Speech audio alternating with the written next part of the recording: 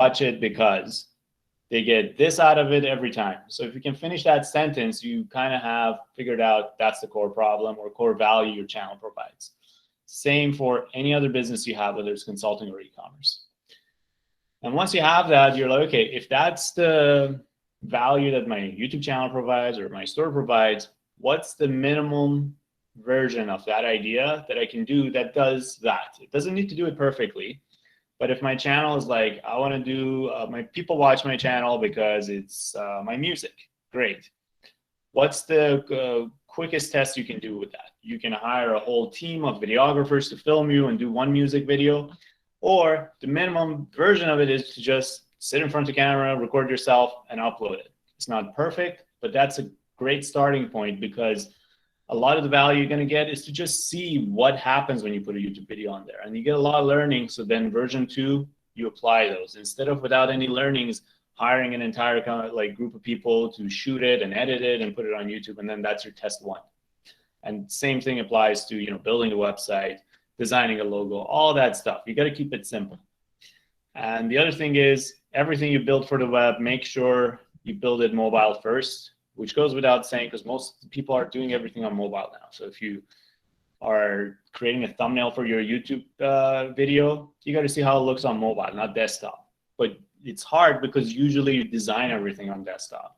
You design your website on desktop, you design your YouTube graphics, your logo, everything on desktop. And everything looks so different on mobile. So make sure you check everything on mobile and judge it based on mobile, unless what you're building is a very desktop specific thing. So for minimum viable product or minimum viable test, have an idea and know what that idea is in terms of core value and solution that it provides. And then you got to have a way to do some market research because you're like, okay, this is my assumption. Are there any other companies doing this? Great. Like if you find other companies doing your idea, it's actually a great thing because it shows there are people out there that are paying this company money to do something similar. That's a great thing. If there are no companies doing it, maybe it's good, maybe it's bad. It would be good if you can find a lot of people complaining about the problem that you think you can solve. But if you can't find anyone complaining about the problem and you can't find any companies providing a similar product, that's a good point to take a pause, not necessarily give up on your idea, but take a pause and think, maybe there is something off with my idea that nobody really wants it and nobody's already providing something similar. Maybe you're about to create a new market, but that's something to kind of take into account. Then elevator pitch. A lot of people say write a business plan and all that, which is great. And maybe there's a point to writing a business plan, but I think an elevator pitch is a good thing for yourself, even if you're not going to say it to anyone. Figuring out how can you explain the logic of your idea, right? And an elevator pitch, if you want to do it to an investor, it's usually, this is my idea for this audience and it's going to work because this is what I'm going to do differently and people are going to pay me money. So it's a viable business idea. But for you, you got to figure out what are the components of your idea. Like if it's a store for swimwear, okay, who's your audience? Why would they be into this specific type of swimwear you have? And then how are you going to make money off of it? Is it you're going to say, I'm going to partner with influencers, I'm going to do Facebook ads. How are you going to get people excited about your product? And then find the easiest way to test it. So we're going to go through a couple of ways that you can do a quick competitive analysis of potential competitors and see, and there's a lot of good learnings of what people are doing, and there's always room for you to innovate. So don't be deterred by competition. It's a good thing. But if there's no competition, that's also a phenomenal thing because then you're the first and you can really solve a problem for a lot of people. But usually there are people that are complaining about something that you're trying to solve. So that's a good place to start. And then doing this after you do your market research is to do the steps that you did before when you wrote down your idea before doing any research and wrote your elevator pitch. Do it again. Because now you've gotten some learning and say, okay, this is what I thought before I did a specific research about this market.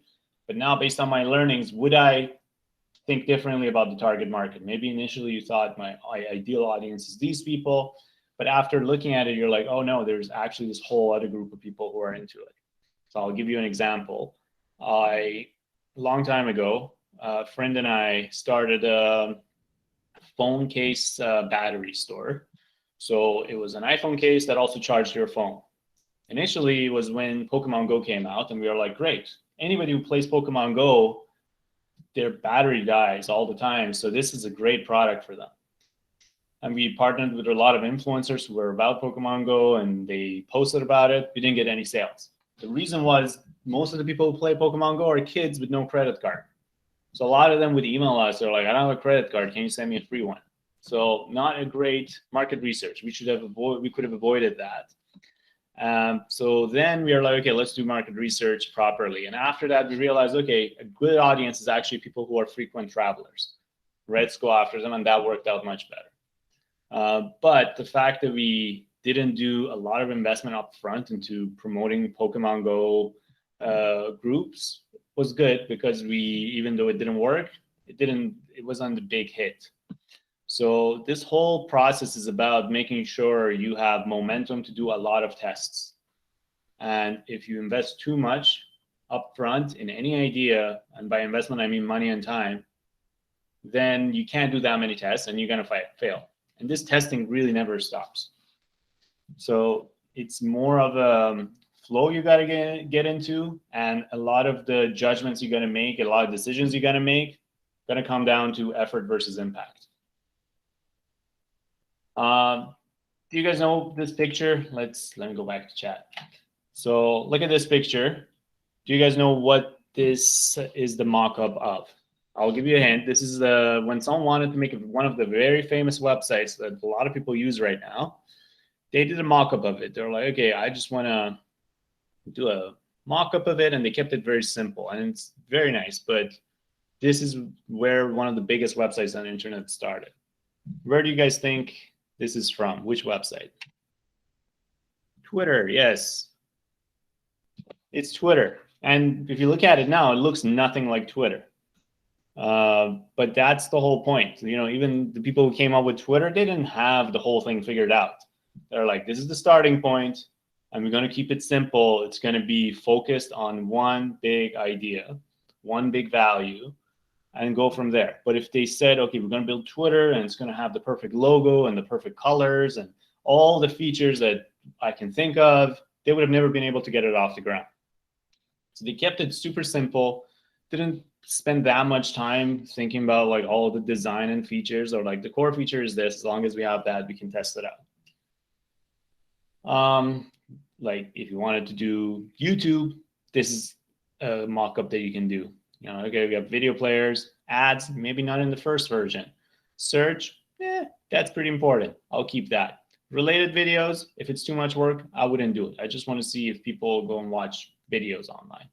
And technically, can we do it? And as you go through ideas, you can kind of evolve the sophistication of your mock-ups. The first one is like, you know, you do it with pen and paper. And if you're doing it with pen and paper, it's better to even do it with a Sharpie, because once you have a Sharpie, you can't really go too detailed. And that's good as level one. And you're really focused on big features and big parts of your idea, rather than trying to figure out like the colors and positioning and design. Then you're like, okay, I have done that. I have a better idea of like what this idea is. Then you can use mock-up tools that I'll show you a couple. They can quickly put it together in a presentable way. And this is great when you want to show your idea to someone else, attract a co-founder, talk to some other people about your idea, and that's a good time to start making mock-ups. And don't be afraid of talking to about your idea to other people. I used to be part of Ryerson Digital Media Zone, and my job was to make sure that we get entrepreneurs to apply, and then if they go through the process, they get to join the Digital Media Zone, or DMZ. But the problem was a lot of entrepreneurs, they were like, I don't want to share my idea. What if someone steals it? And I'm like, you know, if your idea is so simple that just by sharing it, someone is going to steal it, it's not a very worthwhile idea. Why? Because at some point you're going to launch. So day one of your launch, they're going to steal your idea. So don't be too scared of sharing your idea. Like, no, ideas are overrated anyways. And I think that's the whole point of this talk is your idea really doesn't matter because it's just a starting point, right? Like if the Twitter person was so worked up about like, this is my idea, I don't want anybody to steal it, he would have never gotten anywhere, because eventually Twitter's real idea is not even this. So be very open about sharing your idea, getting feedback on it, getting other people excited about it. And I think initially, the more time you spend explaining your idea to other people, the better it gets, because you kind of understand your own idea better. Usually when you come up with an idea, you are really excited about something, and then you have to build up a lot of other stuff around it. So you present it as a product. But then it's very hard to articulate what's the core thing about your idea that you're so excited about. And I think one of the best ways to understand it for yourself is to explain it to a bunch of people and then look back and see, okay, which part of my idea gets me so excited? And that's usually the magic of your idea. And that's the part that you want to kind of iterate around.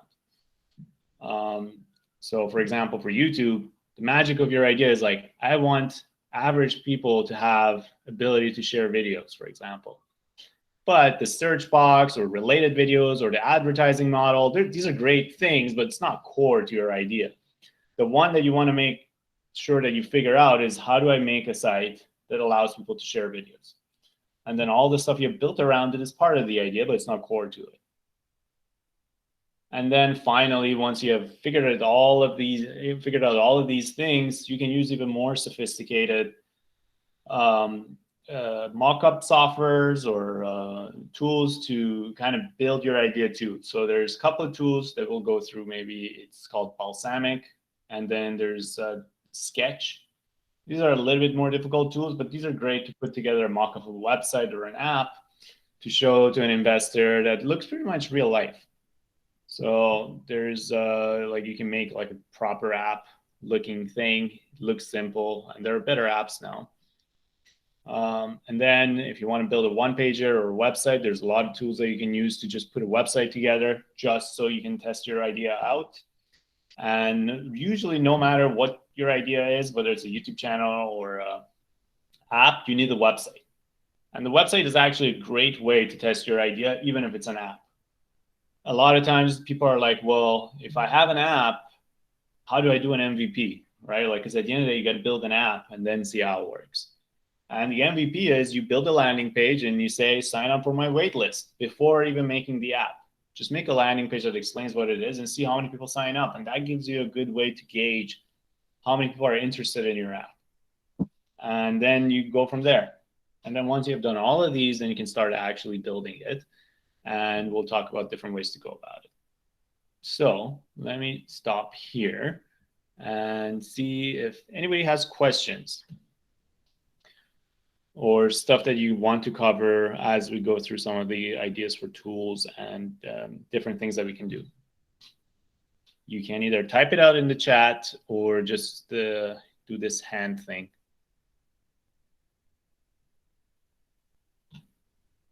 Or type it in that Google Doc too, yes.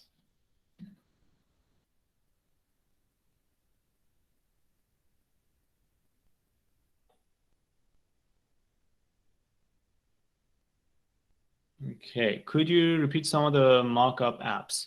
Yes, I'll show you. Let me share the links so it's better. This is, I would say, the one I'm about to share in the chat. This is a really good website, Balsamiq. They have a paid version, but the free version is actually really good. And it allows you to quickly build a mock-up of anything, like a mobile app, a website, whatever you want. So let me see. I haven't logged into this in a while, but maybe I can use my old account.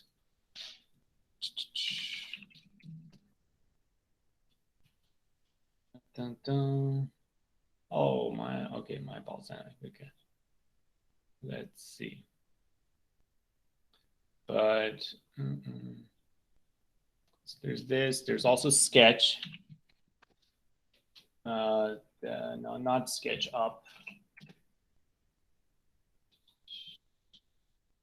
This is a pretty cool tool. You design it, you download it on your computer, And then there's tons of templates that you can download for free.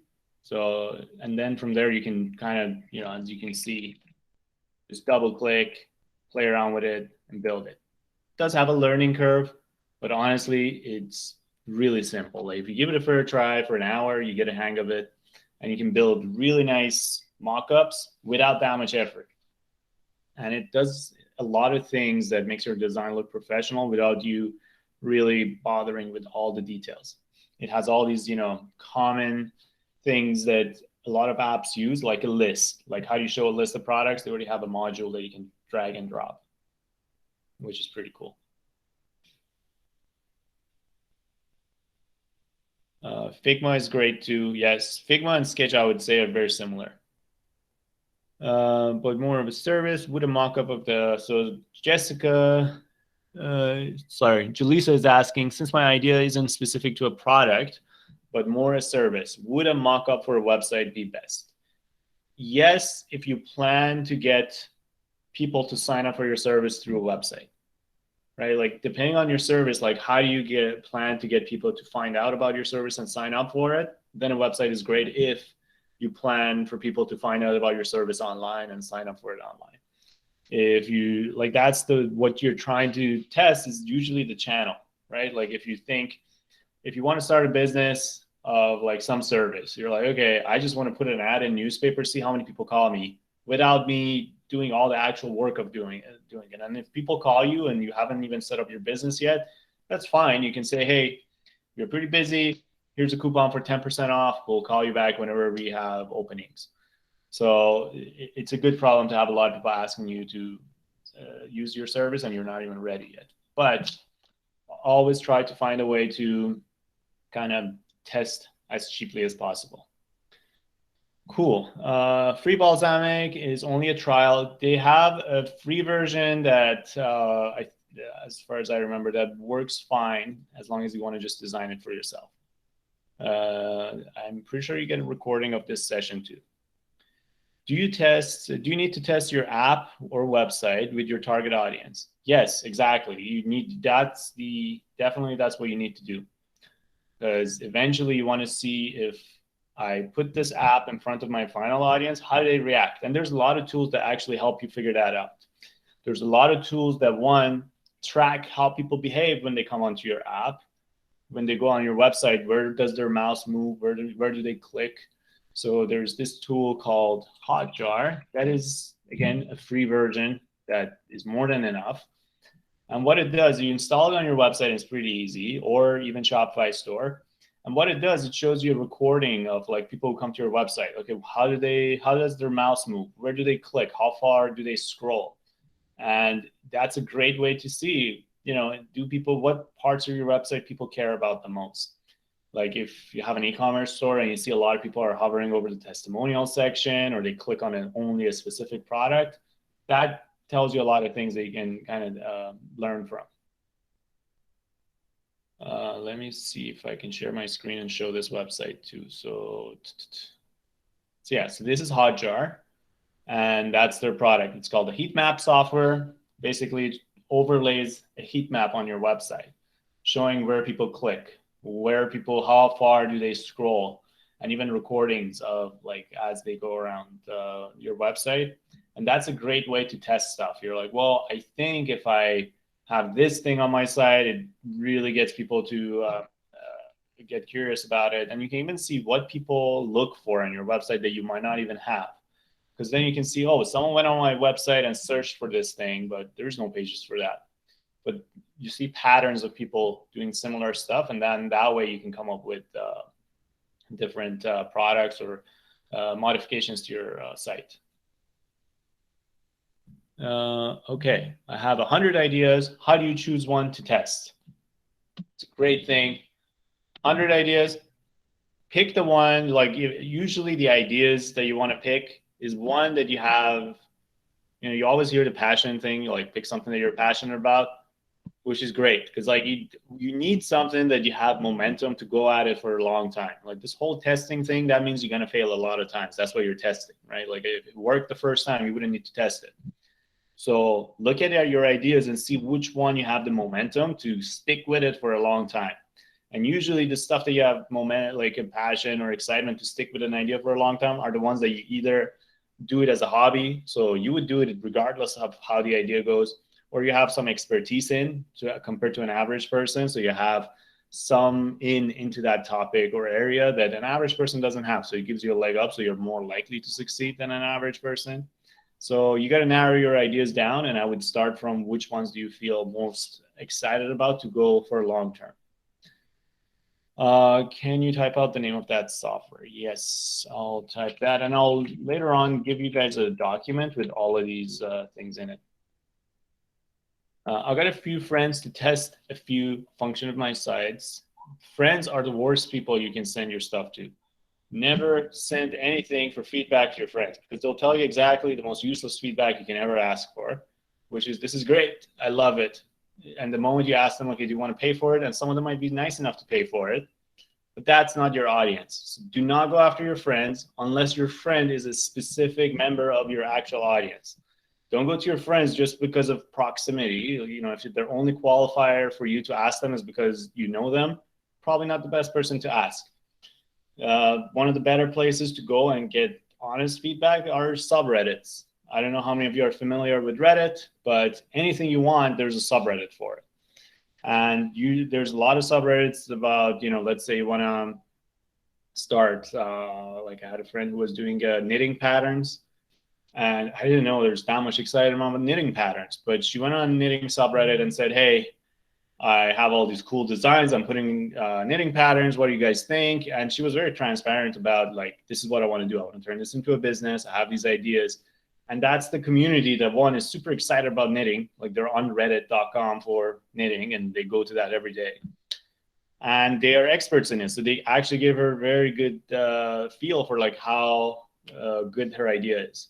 So I would start from there. The other way is to just go to Google and search for the topic that you're into, forums, websites, fan pages, Facebook groups. That's where you find these people. Facebook groups are fantastic too. Anything you can think of, there's a Facebook group about it now. And you can kind of ask people like surveys. Be careful with surveys. You know, it's hard to do a survey properly, right? Like just asking questions and people giving answers with no responsibility. Like, it's not a true way to gauge people. Like, the best way to gauge people is when someone pays you for your product. That's when you know that's a real answer. And it's the exact opposite of your friends, because they will give you, oh yeah, this is great, this is the best website I've ever seen, because they're your friend. What else would they say? But if a stranger pays for your product, is the best thing. They have no reason to do you a favor. So the reason they're paying it is a good way to gauge your product. And the way to do that is you go online and find them. And I think when you have internet, why would you ask your friends? Okay, next question is tracking miles. Okay. If the product is a consumer packaged good, how to iterate inexpensively? That's a very good question. I think you gotta see what are your options. Like, I had a friend who was who's a natural bodybuilder, and he always wanted to start an online store. And eventually he's like, you know, I make these, what do you call it, protein bars for myself that taste better than anything that's out there. And I want to start a store selling, you know, protein bars, but so many things I got to do. I got to get packaging. I got to figure out how to manufacture them. I got to figure out the brand, all these things. And then licenses, export, storage. There's a lot. Like, consumer packaged goods are hard. So what he ended up doing is he actually found, he's like, okay, half of my problem is to just, one, build a customer base. Because like, if you want to sell these things, quantity matters, right? Like, it's very hard to sell like 10 protein bars a month, right? Like, you got to do it yourself, and you got to pay for branding, shipping, and getting customers. But once you have like 1,000 protein bars a month, then a lot of your problems are easier because you have scale. So the way he did it is like, you know what? I'm going to go and find if there are white label protein bars. So he went and found out there are companies that you tell them like, hey, I want these ingredients in a protein bar, and they'll make your protein bar. They'll put your logo on it, and you got to order like 100 of them at a time. And he's like, great, I'll just start there. I won't, like, my ideal idea is this super customized protein bar that I have the recipe to, and I'm going to make that. But then he started, you know what, for me to build a brand about protein bars and health, I just need a product. Let me build my brand, and then I'll do my ultimate idea after. So that's one way to go about it. It's not the only way. The other way to go about it is to start local. Start your protein bar, make batches of 50. I don't know if you guys know Tracy. She's pretty active in Ryerson community. She had a Torrone, which is an Italian little candy thing that she used to do. And what she did, she made a batch of 100, and she would sell it locally just to gauge, like, hey, I'll just make one big batch to see how it goes. So consumer packaged goods, I'd say you gotta start from a batch, limit the amount of batch you can do. If you can do it yourself, then do it that way. If you can't, find someone else who can do a white label of your product and go from there. Cool. Time passing validate test. They are vetting the process for iOS and Google Play. So someone is asking, when you update your app, on iOS, iPhone, or Android, it takes a while for the iPhone team or the Android team to approve your app. That's the nature of it. Everybody does it. All the apps that you see in the App Store do the test, and they just wait it. The wait period is not that long for them to say, okay, apply it, and then they ship it. The hard part is once you update your app and you tested a new thing, you want the people who have downloaded your app to actually update it on their own device. So I was reading this thing, which is pretty interesting. Like iPhone, a lot of times they fix a security issue on iPhone, and they're like, okay, everybody has to download this update, but nobody does because nobody wants to set their phone to update for an hour. So what they do is every time they have an important update, they ship a few new emojis. And they're like, if you update, you get these like 5 new emojis that you can use in your text messages, and then everybody presses update. So that's the real problem, getting people to update. Any suggestions on how to find investors to pitch to? Well, really depends how much money you need and who are the investors you're going after. Because investors are a dime a dozen. You can find them all over the place. But first, you got to understand, why do you need an investor? There's a lot of clout about people getting investment money, but why do you need that money? Because with money comes responsibility too. So getting investors is not, this happy road after you have investors, all your problems are solved. Now you have a new boss. They're your new boss, and they own a piece of your business forever. So one, be very careful about why you need investors. Don't get investors just because it's cool, or because you think, oh, I need money. There are a million ways to go get money. You can get loans, you can get grants. There are tons of grants that people never take advantage of. There are competitions. So look at those options first before going to an investor. And for investors, try to find people who have experience in your niche rather than just someone with money, because you want the investor to bring money, but also some connections in your industry. So you really can go to anybody who is a successful member of your community. I would say the best investors, for example, in e-commerce are owners of successful e-commerce stores, because they know they can hook you up, they can teach you, they can mentor you, and that's more valuable than any money they can put in. How to hype up a pre-launch so the response rate is high when you launch, which is a good question. So when you're launching a product or an app or a website, how do you hype it up? That's a real good question, because everybody who's launching stuff, that's their question. So what you can do is to maximize your chances of success. And first thing you want to do is to have a place to drive people to. A lot of people launch a thing and then they never think, okay, if I launch a thing, what do I want people to do? If someone finds it, do I want them to sign up for an email? Do I want them to sign up for a website? Like, what's the one goal I have out of this launch? So make sure you have that. And then 2, create a press package, a very simple press package that has like a couple of paragraphs about what the idea is and some interesting points. And by interesting points, I mean angles. So if you want a reporter to write about you, what's so significant about your idea? So if you have like eco swimwear, like someone had, make a big deal out of that. Maybe there's a backstory, write about it. Maybe there's a problem about swimwear that are not eco-friendly, write about that, because that gives an angle for a reporter to write about it. And once you have all of that, then you go to Google and you're like, eco swimwear or topics that are related to your product, and you find articles that journalists have written about, and then you find a journalist, you email them, and you're like, hey, I read your article about this, or bloggers that write about something that you're like, yeah, this is somewhat in line with my products. Maybe there's a blog about sustainable fashion wear. Great. Go and contact that person and say, hey, I'm launching this. It would be great if you can write a blog post about it. I have this press release that gives you all the information. I thought you would be interested. And that's just a numbers game. You got to do it like 100 times to get like 5 people to reply, but sometimes you get really good reply rate. There's this other website called, let me actually see, help a reporter out. So I'll send this as well. So this is a pretty cool website. So journalists, usually when they want to write articles, they look for someone to interview, right? Like that's actually a real problem of journalists. It's like, I don't know who to interview about this article I'm writing.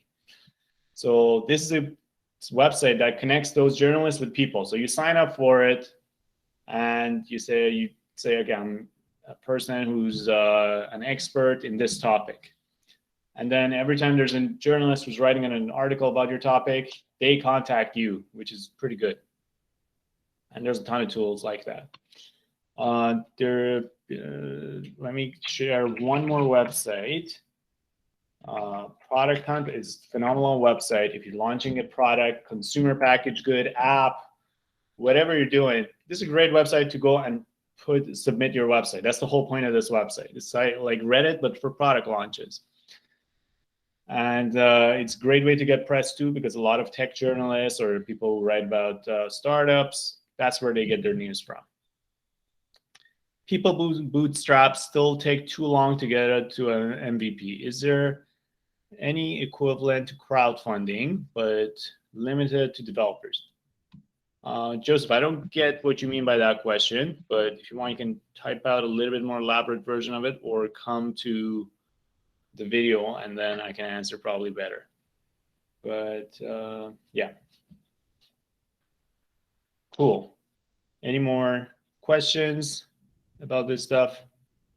Then I saw a lot of people are talking about e-commerce and Shopify. I work at Shopify, so now I don't feel as sleazy talking about Shopify in the presentation too. So even though I think it is probably definitely the best e-commerce solution, but since a lot of you are e-commerce, maybe I'll talk a little bit about different ways you can use a Shopify site, because I think it's a good solution whether you want to sell something, anything, or even just have a website. But yeah. Joe's asking about how to get more funds above and beyond bootstrapping. Oh, well, if you are starting up and you need more money, I think you have to go and find, like there's tons of grants. Like if you just want to get an MVP off the ground, you don't need that much money, right? Like if someone can build Twitter with pretty much no money, you can get any idea to the next stage. And that's all you have to think about, one stage to the next. By grant money, business competitions, there's a ton of them. Like Ryerson has a business planning competition, they give $25,000 away. There's a lot you can do with $25,000. And with that comes mentorship and a lot of other perks. Government of Canada has tons of grants, has tons of incentives for startups. Like the amount of incentives there is for startups, like if you actually look for them and apply for them, especially in Canada, it's phenomenal. And not that many people apply for them. I used to do, like one of my jobs at Ryerson DMZ was to help businesses apply for, like Ryerson businesses apply for grants and business plan competitions. And I was always shocked that they were sometimes the only person who applied for it. There's an entire website called business, I forgot what it's called. It's like businessplan.com or something like that.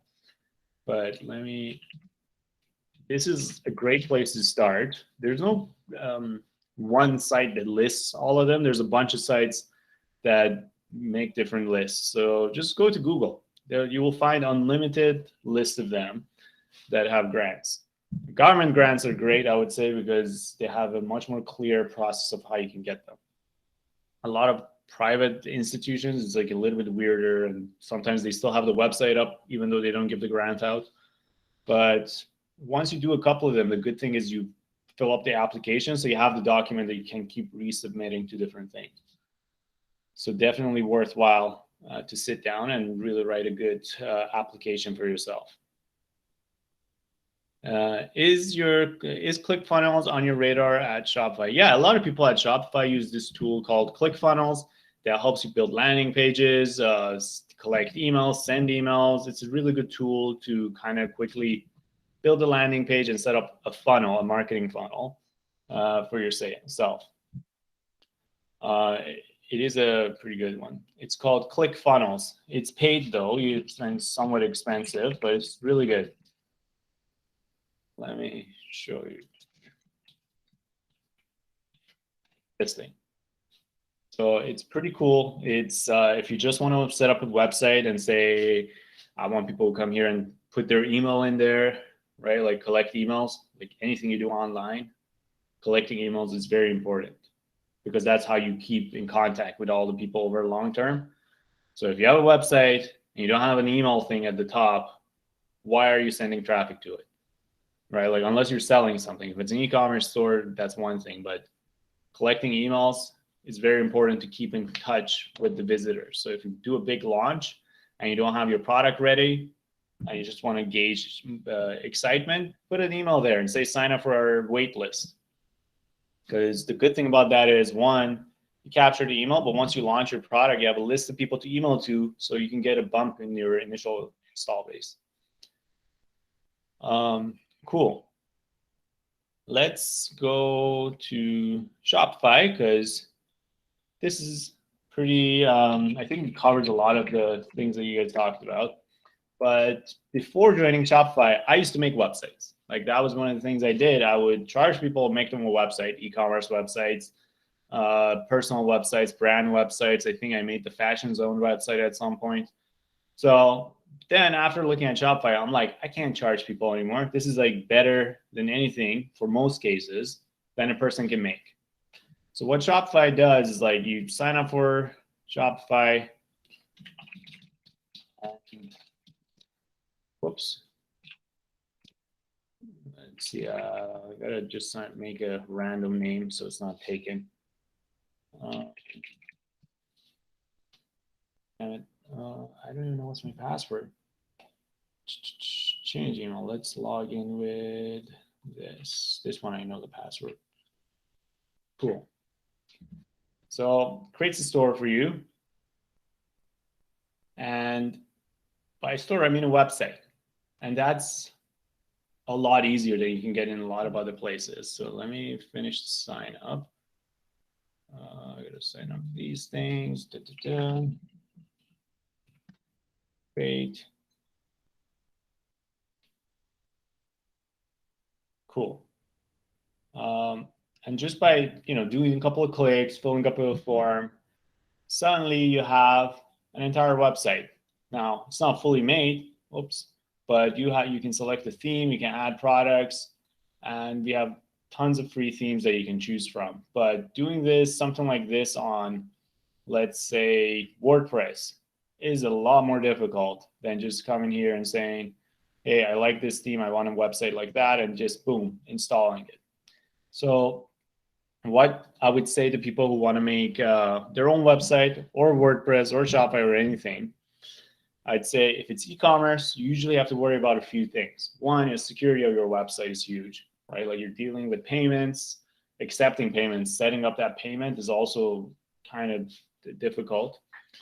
So someone says WordPress for WooCommerce is pretty simple. It's pretty simple, but here's the problems with WooCommerce. And I like WooCommerce, so like it's weird because I'm part of Shopify, so anything I say about WordPress, I'm fair, right? Like anything I say, I don't try to play on one or the other. But here are the things you don't get with WooCommerce. One is the SSL.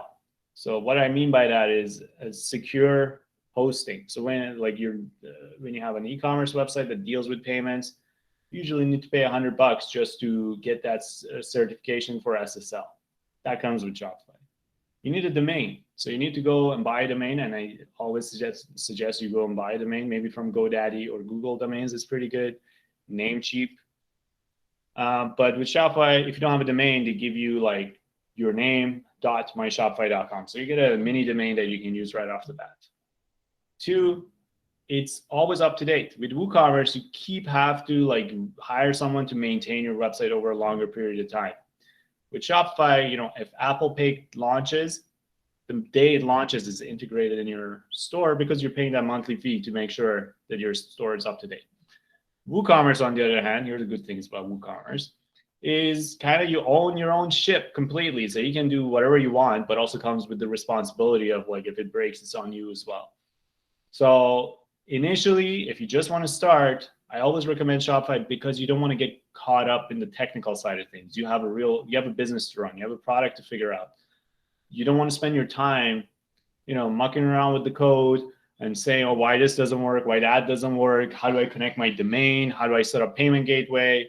The good thing about Shopify is like, okay, all of this is taken care of. Just go figure out your business. And there's not just Shopify. There's Square who does similar to Shopify. So I don't want to just promote the company I work for. I don't get any money off of any of you signing up for Shopify, but I think it's the best one. Any store I've started is on Shopify. But whichever platform you use, make sure you pick a one that doesn't drag you into unrelated problems, right? Like initially, all your efforts is in testing your idea. So does going and spending a lot of time in technical details and learning coding further my idea of consumer packaged goods? Probably not. So if I can do without it, great, I'll do that way. But sometimes you got to do both. So just be careful what you get, where you spend your time and energy on, because that's usually where people give up. I know so many people have had great ideas, but then as they go through like designing a website or designing a logo, they get so frustrated with all the directions they can go, and they spend like 6 months on their logo, and they spend like a day or 2 days or a week on their actual product. So now let's talk a little bit about design, because that's one of my pet peeves. Is almost everybody that I have worked has an idea, and myself included. We have a tendency to fall in love with the design process. It's like, oh, like what's more fun than coming up with the logo and the colors? Like it's so exciting, right? Like anybody can do it too. So that's why I feel a lot of people spend so much time on it. And my big disclaimer about logos, I'm not a big believer that they make that much difference, right? Like think of the biggest brands in the world, Walt Disney, right? Like that's like one of the biggest brands. The name of the company is the name of the founder. The logo is his signature. I don't think he spent that much time figuring it out. So if he can get away with that, I'm sure he can get away with, a good enough logo, right? So if that's, and then Warner Brothers, and these are like brands that the name actually matters a lot. So don't spend that much time on the logo, even though it's very enticing. So here's some tools to quickly go about designing good looking stuff without spending that much time. So let's go to Dribbble, which is one of my favorite sites. It's Dribbble with 3 Bs. And this is where like really good designers come and share their designs. So let's say swimwear. I want ideas on, I don't know if I spelled this correctly. Sorry. There you go. So I want to say, what are the things like top designers have done about swimwear? And some of them are websites, some of them are logos, and you get a good range of like design ideas. You get a good range of color ideas for your brand. You're like, okay, and you don't have to follow it. I'm not saying copy other people. If you want to innovate and come up with something completely different, that's fine. But it's always good to see what is happening and what's the standard for these stuff. So if you search for like financial stuff, let's see, financial app, for example, you see a theme. And you see, okay, a lot of people are going with this purple thing for some reason. Like that's like the theme for financial apps this year, apparently. This purple thing, everybody's using it. So maybe you want to use it, maybe you don't want to use it. But either way, you get good ideas of like their interface. So how do they show a chart? If I want to show a chart in my app, what are the ways? And maybe you get some good ideas like inspirations of like, oh, this is an interesting way to show a chart. Or maybe you're like, you know what, I don't like any of these. I want to do my own way. I think all the ways these people are designing their app is really boring. So let's search for, actually, let's start from the chat. Can you guys give me some ideas what you're working on? And then based on that, I'll do a search and we'll design a logo. Give me an idea that you're working on. Travel app. There we go. Done. So let's say we're designing a travel app. So first we go to Dribbble, search for travel logo. Great. Paper airplane. That's so, a lot of people do it. It's pretty cool. So maybe I start adding these, like opening a bunch of tabs. Just see what, like anything that I like the color or the look and feel of it. And sometimes you want to search for like travel apps that are maybe they have an eco-friendly side to them, or travel apps that are budget, travel apps that are luxury. So that's the stuff you got to think of when you want to figure out your brand, right? Like if it's luxury or budget, that does change stuff, because that way you can kind of figure out, like travel app, Airbnb, I would say is like the biggest one, which is great to have Airbnb's layout just like this in front of you, so you can kind of look at it and say, what can I learn from this? What do I like from it? What I don't like about it? But what I do like about Airbnb, it's pretty simple. It's a shape, like if you think of their logo, it's a shape with a text underneath it, all lowercase. So I'm like, okay, if I don't want to spend that much time on a logo, I like that. Pick a shape, pick lowercase text, and that's good enough for me to become a public company pretty much. So that's the way I think you should look at things. Just, get a range of things. Like, okay, in the travel app, pictures are pretty important. Like you see how much prominence there is to pictures, and how, like they take more than 50% of the screen. So if you're designing your app, that's something to think about. First thing they show you is a search bar. Some apps, search is not as important. Some other apps are. And I think you have to have a big notepad and write all these things as you go through them, and come up with commonalities that you see, and also the problems. Because usually you want to differentiate on some stuff. You don't want to just copy everybody else. But let's go back to this, load more shots. Let's look at a couple more. This one, I've never seen this one before, but let's see what it is. Yeah, pretty cool. I'm not a big fan of this. It has too many colors for me. But let's say we like the color of this. This is a pretty cool color. I think it's nice and it's vague enough that it can be budget, that can be luxury. So we can go with it. Great. So what you can do on your Chrome, you can click inspect, right click, and you can say inspect. There's a bunch of ways to do this. This is like my hacky way of doing it. You type color on the side and you say red, which you do. You click on this and, oh, I can't, my thing is broken actually. I was going to say how you can pick the color, use the color picker to figure out what color this is, because Dribbble used to show it. Oh, here we go. So let's say this color. So you click on that. So let me do it again because they changed it a bit. So you pick your thing at the bottom, it shows you this icon, and you're like, I really want to have this color in my brand. So you're like, great. Click on it. And then what it does the search for this color code. So every color that you see has a code, and it's called a hex code. You're like, okay, if I search for this color on Google, go to images, you see this color a lot of places. But there's this tool called colors with 2O. You go there and you put one of the colors that you have. So in this case, purple. So you're like, I have the purple one figured out. I want to figure out what are the options I have for the other colors, because usually you don't just go with purple. You need some form of white, some form of black, some form of other colors. So you're like, okay, this is my colors that I'm sure of. I lock it in. Then I know I'm going to have white. That's another color I know. And now let's press space bar. And then it gives you other colors that go really well with this. You don't need to be a designer. You just need to figure out one color that you like, lock it in, and as you click, it gives you all these different combinations. You're like, yeah, this is pretty nice. I like this dark one too. I'm going to lock it. So give me options for the other two. This is pretty cool. This is pretty cool. And let's see if we can get something more bluey. There you go. So let's say lock this in. And now you have the color codes for all of these, and that's your color palette. You want to come up with a logo, these are the colors you can go with.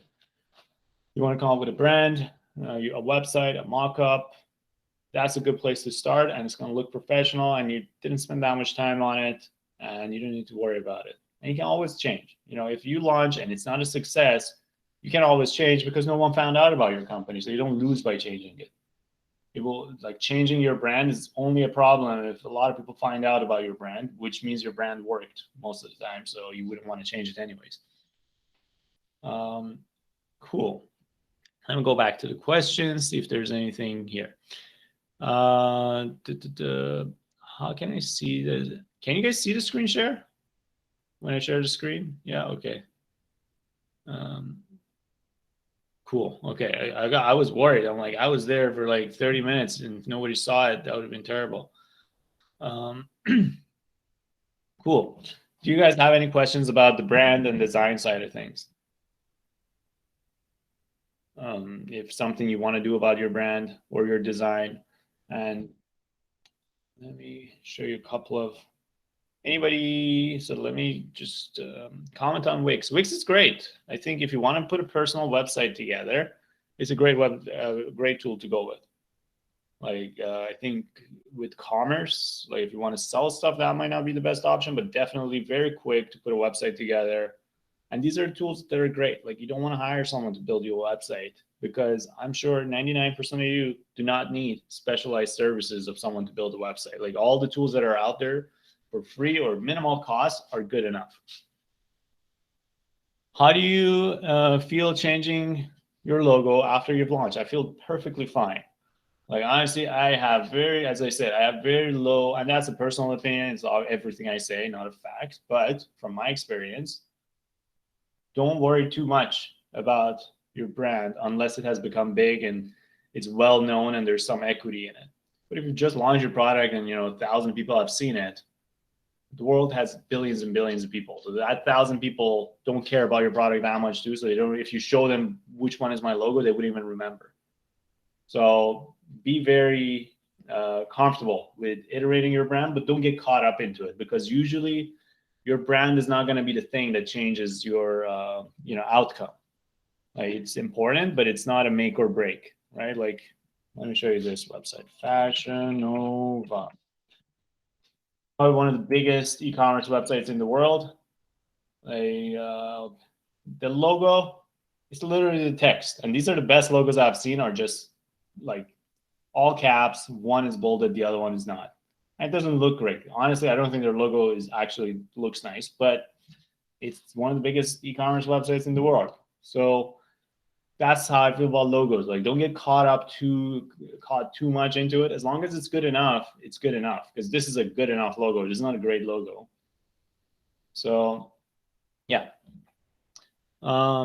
Design tools provided lowers logos, but get higher whenever you need pro. How do you get that for free? So a lot of people say, when you use a tool, you get a logo, but they let you download a low resolution version of it.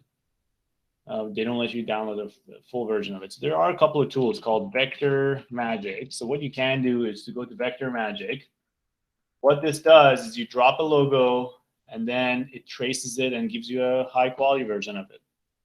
So I don't have a logo to go with, but let's see if I can just do it with their sample. Give it a logo, drag and drop. Oh, don't work. And then so it's low quality right now.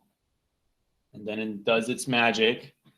And then it gives you a full resolution of it. So it's a very hacky way to go about it, but it works. So you see, this was what I gave it to, and this is the version I get, which is a lot less pixelated, and can download it. That's one way. But there are also a lot of apps that give you a free version of your logo. The best way you can see, I would say if you just want to do a logo, the best way to do it is to just type it out, right? Like, and play around with it, right? Like if you really want to just launch something, you're like, okay, I got my logo. This is what I'm going to do. I'm going to go to, what is it? To Google Fonts.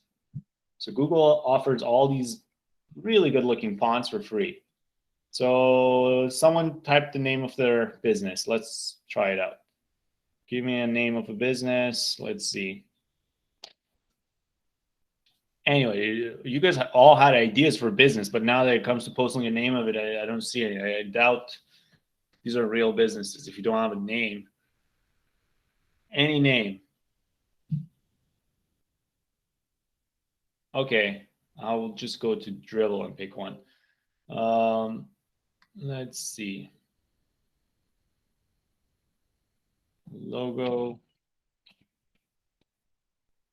So Flip Casa. There you go. That's a name. So all you can do is to go to Google Fonts and then type Flip Casa.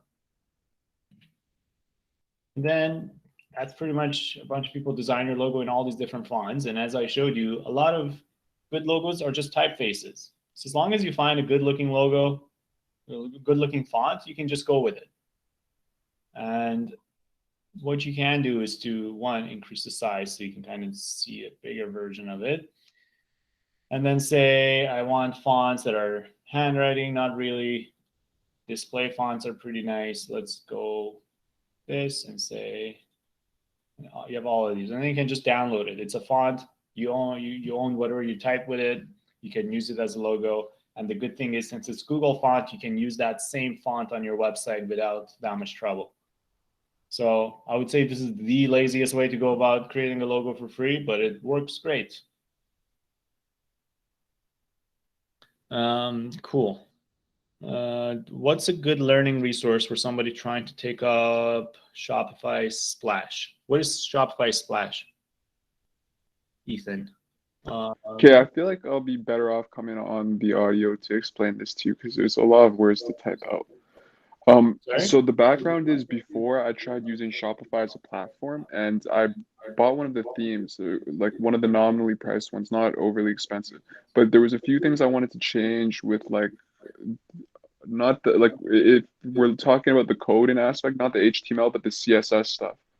And Yeah. so I understand that with Shopify, it's not exactly the same kind of system. Like they have their own, I guess, way of like structuring the code. It's an API, right? So but you can No, modify the you API, and I change think it's the HTML the Splash same way you would change. So what you or do with dot Shopify, slash files. with Sorry. Shopify, what you can do is you go to your edit store and you create a new .css file and you put all your CSS in that file and just make sure it loads and then you can edit it. And there are even apps that let you just give you a box to say, hey, put all the custom CSS you want in this box and it'll apply it to your store. So there are a bunch Any of ways. good resources for like learning it, like learning how to do it for, because I don't really like know that Yeah, much about I it. would say Code Academy is like probably has one of the best CSS courses I have seen. Code Academy, and I think it's a free course. Let's see, yeah, and it's really fun. Like their interface is great. There you go. It has a bunch of coding courses. It's always good to just learn a little bit about coding. Just want to, lose your fear that it's not like rocket science, but also, it goes a long way once you know a little bit of CSS, a little bit of HTML. And honestly, it wouldn't take more than like 20 hours of your time in total to get to a decent level. Like it's very simple. Um, yeah, cool. Let's see. There's another app called that I just saw recently. It's called Milkshake app. Let me show it. It is pretty cool if you're like just want a really easy website, and it's an app. It's not even a website, so I don't even know how to show you. But Milkshake app, but give it a try. Download it, and then you can kind of make a simple, super simple one-pager website. So it just, and they have like templates that look pretty nice. It's not an e-commerce website or anything, but if you are, especially if you're a YouTuber and just want to quickly put a website together, good thing to try because it's pretty simple and it looks pretty nice. So it's called milkshake.app. Let me see. And I also put a list, and we talked about a lot of tools that I haven't written here previously, so I'll add them here and I'll share this. But a couple of cool tools that I think you will find very useful regardless of what you're doing. As you're making your website or your e-commerce store or even YouTube channel, removing backgrounds from photos is like one of the most common things you're going to do. So one, let me show you this too. Burst stock photos. So this is a free stock photos that you can use for any intent. You can use it for your store, make money off of it. So there's no restrictions like that on them. So this is a good place to find stock photos. So let's say let's see what they have for traveling.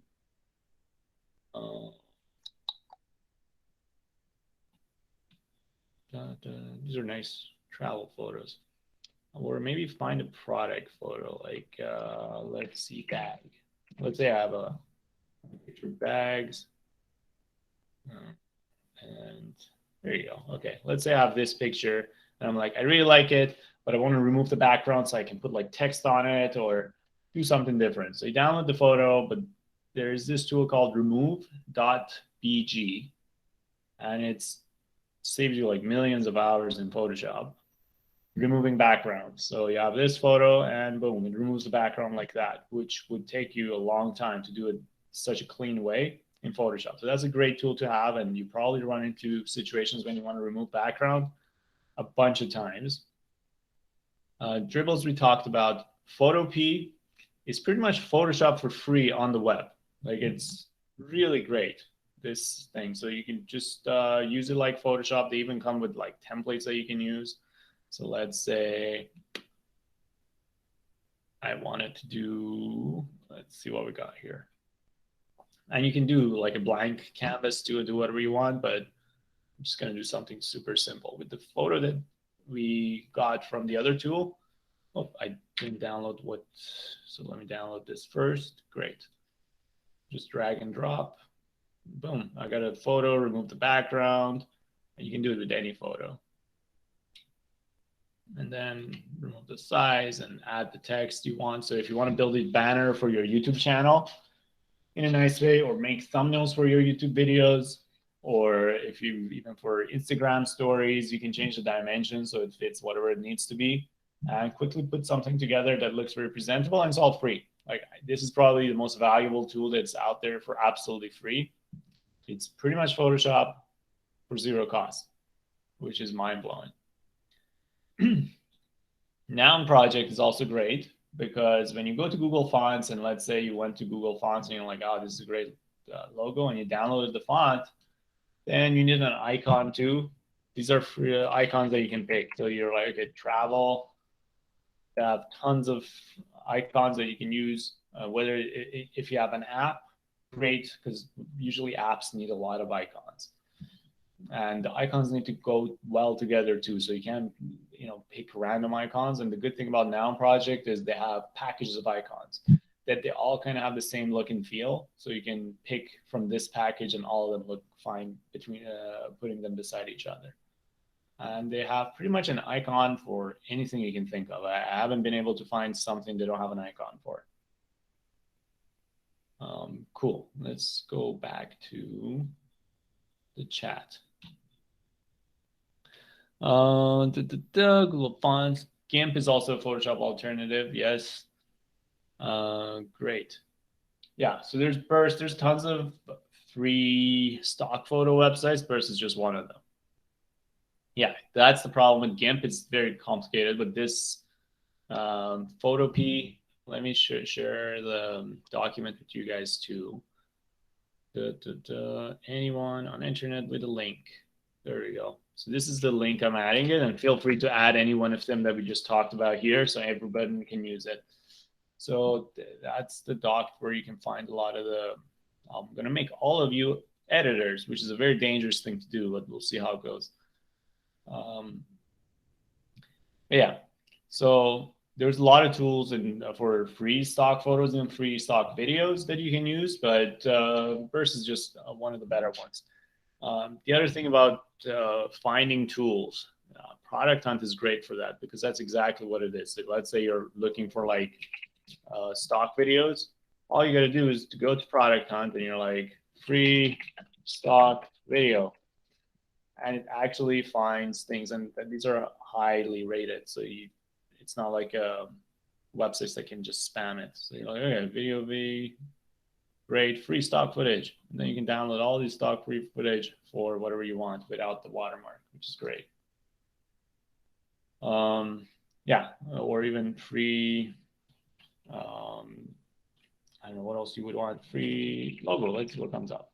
Like that's like anything you want, just go there and type free and it will come up. So that's one way. The other way is like maybe you find GIMP. You're like, I don't like GIMP for photo editing. I want to find something else. So there's this website called Alternative 2. Go there. They're like GIMP. So I know GIMP, but I don't like it. It's complicated. What else is out there? So it's like it makes a list of all the other solutions and tells you if it's free or not, which is great to know. So you can kind of go and quickly find other tools to use. Pixlr is really good. It's like pretty powerful, but I think you got to pay to properly use it. Like they give you free, but there's some watermark or something. Cool. And then any tools, approaches you take to analyze trending content on social media. Yeah, so Reddit is probably one of the best places to go, right? So Reddit is the place to go because you can narrow down by niche, like nothing else. But there is something pretty cool about Reddit. Let me say, it's called this. This is a tool that looks at all the subreddits and tells you what people are into. So let's say I want to see people who are into NBA and are also into Toronto. What other subreddits are they into? Right? Like it gives you Toronto Raptors, which makes a lot of sense. If you're into basketball and you're from Toronto, you're probably going to be into Toronto Raptors. The next one is Toronto Blue Jays, fantasy basketball, fantasy football, baseball, sportsbook. So if you want to quickly learn about your audience, this is a great way to go about it. You give it two of the big subreddits that you know your audience is into, and it gives you all these subreddits. And all you got to do is to just go to them and see what's the top posted stuff, because you just don't want to know like generally what's trending on social media. You want to know what's trending in your specific niche. And Reddit is actually great to pick up on this because actually a lot of stuff that pops up on social media is posted on Reddit, or Reddit will reflect it anyways. So, and it's free. So there's a bunch of tools that you got to pay for, but this is actually really good. Okay, any tools? What was the iconless site? Iconless site is this. It's the Noun project. Is there a tool that can spot products people complain about? Yes, it's called Amazon. So all you got to do is to go on Amazon and read the reviews, especially the 1-star rated ones, which is fantastic because that's where people complain about like what's wrong with the product. Because that's where, like, especially if you're e-commerce, Amazon is fantastic because that's how you're gonna learn. Okay, people like this, but their complaint is the taste. The complaint is the sizing. The complaint is the battery. The complaint is this. And these are the features that you're like, okay, if my product is actually really good on taste or really good on battery life, that differentiates it. And there's nothing better than reading real customer reviews. And Amazon is for normal products, but there's all these other websites. You just got to search for your competition review and then see what people say. Cool. Naive question. What's so special about Reddit? Interface is not so nice. Exactly. The interface is actually terrible, but it works. I don't know why it works, but they kind of won the battle against Dig. Dig.com used to be the Reddit, but then slowly people migrated to Reddit. But I think a lot of it, like they did a lot of things right. One of the big things being able to allow people to create sub-communities. Right, like anybody with any niche interest could start their own mini Reddit, and that's one thing that's funny about Reddit. It's kind of like Twitter. A lot of people up until recently, the main app they used to browse Twitter was not Twitter's official app, which is crazy to think about. Like other people were making better apps to browse Twitter, like TweetDeck. than Twitter as a company itself. Or Reddit, there's a lot of other apps that people build on browsing Reddit that people download more than Reddit's official app, which is very interesting. But power of Reddit is, a lot of things. One, they benefit a lot from the way they have structured their website, ranks pretty well for search. They have allowed people to generate content by every time they submit something without that big of a requirement. So you can do self-post, which is just text.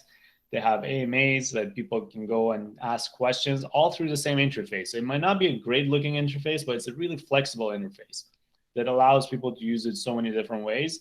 And each of them generates content. So that's, I think, their goal is like if you have 1,000 users, how many of them are actually adding content to the site, whether it's in the form of a comment or a submission or a link or an AMA. And the more content people create on Reddit, the more successful Reddit becomes. Yeah. Cool. What other questions? We talked a bunch of things, but I can talk about, I forgot what were the businesses, but I can talk about a bunch of other things that we have here. Let me go and check one thing I didn't mention. HubSpot has a pretty good landing page generator. If you just want to put a quick landing page, it's free, quotation marks, but it does the job. And by landing page, I mean you make a website and has a form to capture email quickly and easily. There are a ton of tools to do it, but HubSpot, and I'll send you the link in the chat. You can sign up and give it a try. Where is this? Great.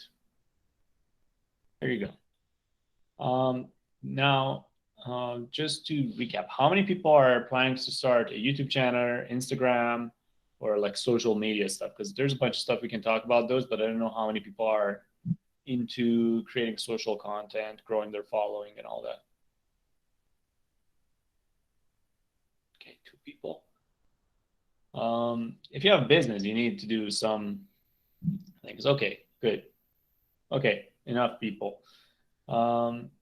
Yeah, okay, so let me talk a little about social followings, because this is something I didn't expect to come up, but in the beginning, a lot of people said that we are doing like social channels.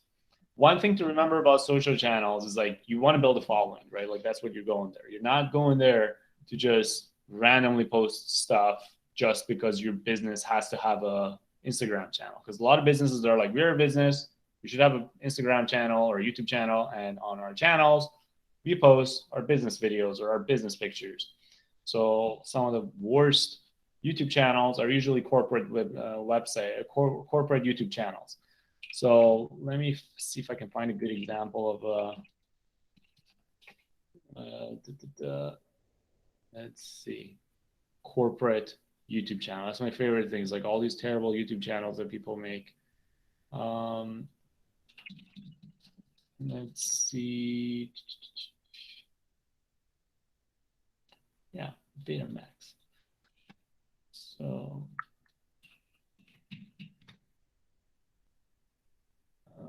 Betamax doesn't have it. But do you guys know about Will It Blend? Have you guys heard of the Will It Blend channel? No? Okay, so probably you've seen it. It's this guy. Videos don't play well on Google Hangouts, so I'll probably play it without audio, so it's not as annoying. But it's this guy who just has a blender, and he just blends something you're not supposed to blend. So this time he's like blending car keys or something, I think. Yeah, and just blends it. But what it is, this is like a blender company. That's their YouTube channel. And what they've done is like they have figured out a format that's consistent. So if you go to their channel, almost every time what they do, they just upload a video of someone blending something they're not supposed to. And they may get tons of views. Now, there's a lot of other blender companies that actually have a YouTube channel, but they upload like product reviews, or they upload like an ad they have put on TV, they upload that video on their YouTube channel. And they don't have any consistency, one. And two, they don't make anything for YouTube. They just upload video files on YouTube. And that's the difference. Like if you want to make stuff for YouTube or any social channel, you got to take the platform into account, which is obvious, but you would wonder why a lot of companies don't do that. And the most important thing when you create a social channel is the format. And to show you how important the format is and how easy it is to mess it up, here are the two perfect channels. So one is called BuzzFeed, that I would assume all of you know about.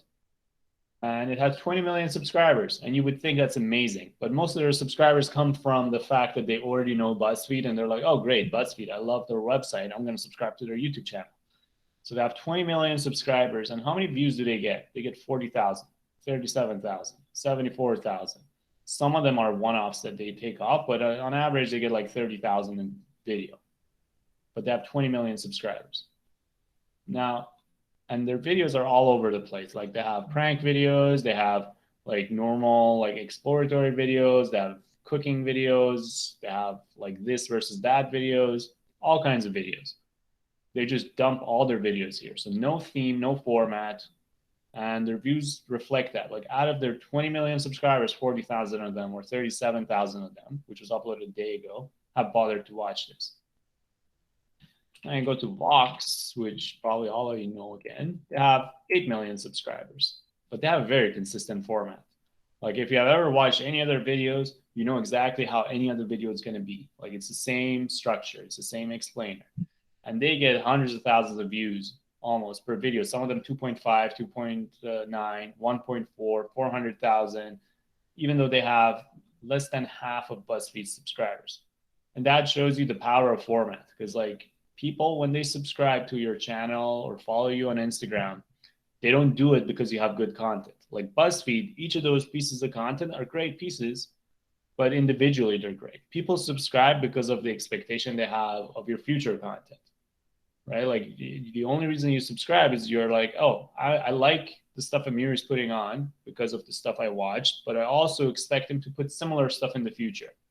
So if you have a consistent format that you do every time, that way you're establishing a format so people subscribe, people follow you.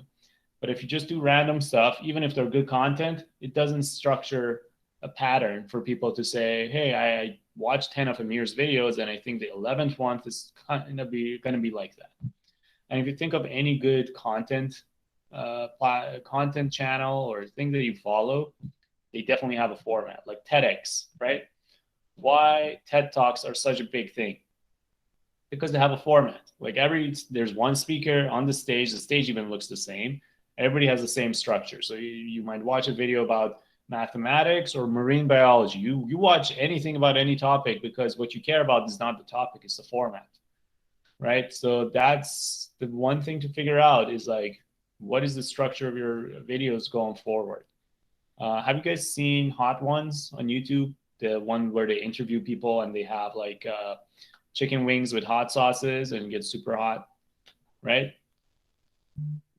That is the one interview show that's successful exponentially because it's not about the interviews, it's their format. Their format is that's the consistent part that stays. And then they can interview anyone and everyone. And you might not even know that person that they're interviewing, but you would watch it because of the format.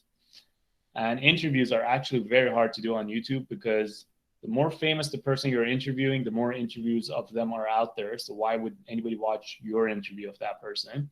And if the person is not well known, then why would anybody watch the interview? So the only way to really get the interviews going usually is to figure out a format that's consistent outside of the interview itself. And Hot Ones is successful because they have figured out that format. And that applies to Instagram, Twitter, TikTok, YouTube, is really figure out your format and reflect it in the way you structure your video, how you start them, how you finish them, how you thumbnail them, how you brand your channel, all of that. Cool. Couple of tools that I think are pretty good to use. Let me see. Audiogram is a Toronto company, which is pretty cool. So if you have a YouTube video or a podcast, this is a really cool tool. And they have a free version, I think, that allows you to make these videos very easily. So let me share my screen, which I thought I was sharing. Cool, audiogram. So if you have a YouTube channel, you usually want to build cut downs of your videos. Oops, I already have an account. Oh, damn it. I can't remember my password, but let me just show you what it is. So audiogram lets you make cut downs of your podcast or really any video file. So what you do, you go there, you sign up, and it just tells you, okay, this is your podcast. Give me a time span. I want to make a cut down from like minute 1 to minute 5, and it puts this one tweet that I put out. Beautiful thing together. Popular tweet still is, if you can't see yourself working with someone for life, don't work with them for a day. And obviously that's extreme and aspirational, but it basically says the moment you figure out that someone is not someone that you will be working with every chance you get 20, 30, 40 years out, then don't bother working with them right now. But when I was first starting, so it's really good tool, easy to do, and it helps you generate a lot of content, because when you want to start your social channel and social following, usually it's good to explore and create a lot of content. And the easier you can make content, the better, because that does take a lot of time, and it's hard to create like video content and all that. So repurposing your content, even you can record your own voice. You don't need to have a podcast to make kind of these kind of assets, but you can easily put something like that together. There's also Banner Bear, which is pretty cool.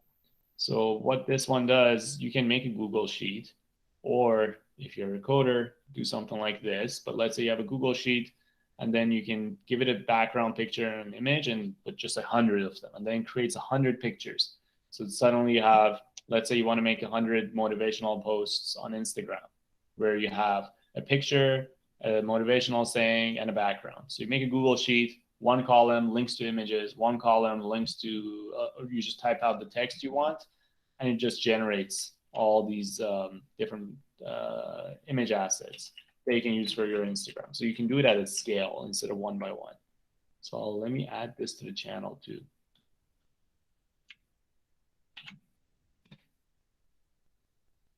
Cool. And then, yeah, so that's there's a bunch of other things too. So let me see if I can show you this actually. Because for social tracking, and Google has this amazing product called Google Data Studio. So let me put this here. So this is a data visualization tool, but don't be scared by the name. It's actually very simple. And what it does, it allows you to visualize your social performance. If you have a store, it connects with Shopify, so it pulls your data in, and you can visualize and make a report for yourself that's always live. You can even connect it to Google Sheets. So maybe you have a lot of like your numbers, like my follower on this day was 12, on this day 13 or whatever. And then it lets you make a beautiful charts. And it comes with templates too. And sometimes like YouTube does give you some data, but sometimes you want to make your own dashboard to track the important stuff in one place instead of logging into YouTube or any of these apps one by one going there. You can easily share it with other people. And even like track different dates. So it's very easy to build it. And it's probably my favorite free tool out there. Like it's crazy how much stuff you can do with it. And you can connect it with the Google Sheet. You can connect it to Facebook, Instagram, Twitter, all the different places, and it pulls your data in. And it has all these different modules, whether it's a map or a bar chart or a line chart. Ranking, whatever you want to do, and then a nice little dashboard. And tracking stuff is very important once you start. Yeah, cool. What any other things you want me to cover about social before we move on? Or maybe even specific questions about YouTube. Before joining Shopify, my job was working with YouTubers. That's why I love YouTube so much. And that's how I kind of got into Shopify, was helping YouTubers make merch stores. And Shopify was a big part. Any good growth hacking courses or books? Yes, do a minified version of your course on Udemy. You got to go where people are If you have a big course, do a simple version of it, do it for free on Udemy, get students, and then upsell them on your big course. That's like if you just want to hack.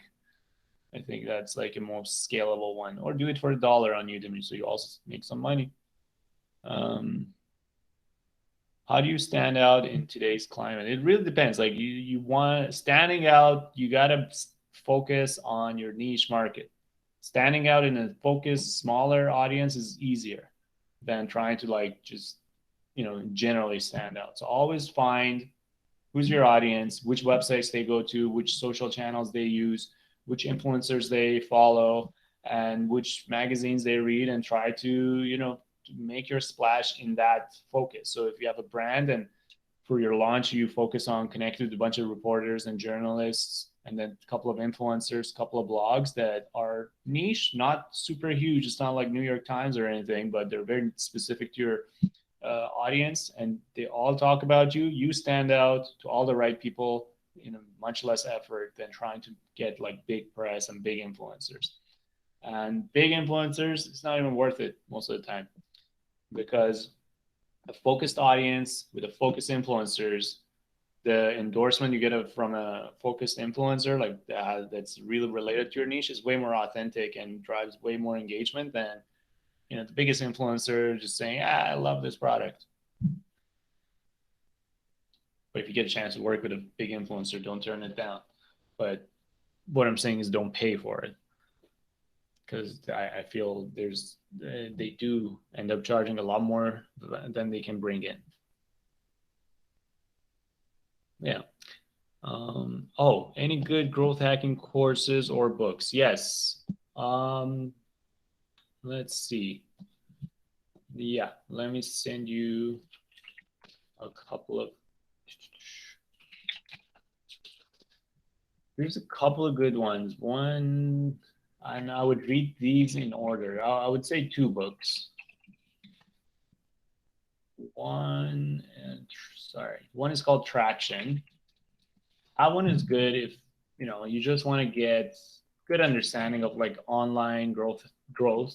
I wouldn't call it growth hacking, but just growth. This is a really good book, and it's has great co-founder of Reddit is one of the people who's like, this book is great. The question every founder asks after shipping is always, how do I get traction? This book actually answers it. That's the co-founder of Reddit and a lot of other good people. So this is a fantastic book. The other good book is called Hacking Growth. So this one is a little bit more advanced, I would say, but this is a really good book once you read the first one. Any cool tools on editing, production, video, blogging? Yes.